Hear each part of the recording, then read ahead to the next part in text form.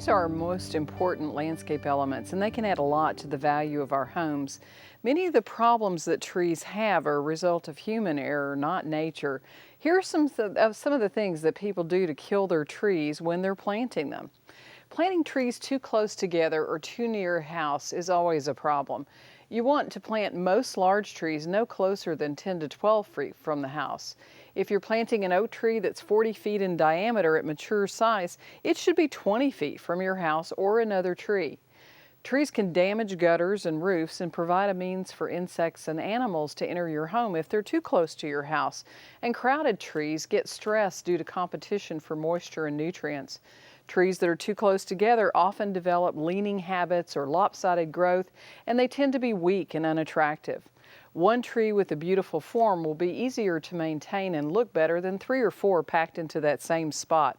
Some very large trees like bur oaks, deodar cedar, or pecans are not really designed for small residential lots unless you want to have total shade. Plant trees that are recommended for your soil type and climate zone also.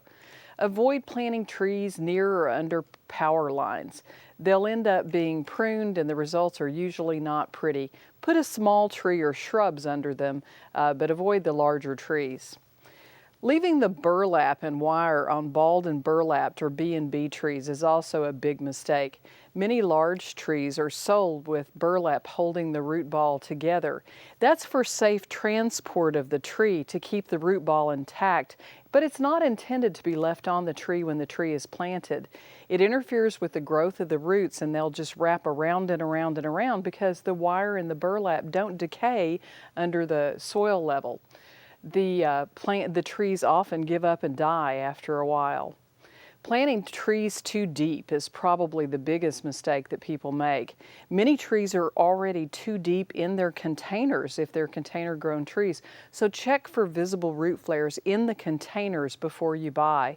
The root flare is the base of the tree trunk that flares out where the trunk meets the soil line. Trees shouldn't look like a straight stick in the ground or like a telephone pole looks in the ground, either in the container or in your yard. Soil will often settle a bit after a tree is planted, so don't dig the hole any deeper than the root ball of the tree and plant the root ball an inch or two higher than the soil grade to compensate for settling. Staking and leaving the stakes on trees is another way that people kill their trees. Most trees don't really require staking at all. Trees develop stronger trunks when the trunks are allowed to move with the wind. You might need to stake a tall tree or trees that are on slopes or those that have a leaning growth habit, but remove those stakes within 6 months for the tree to get to optimum health. Also make sure to cushion the wires that you're using to stake the trees to avoid damaging the trunk.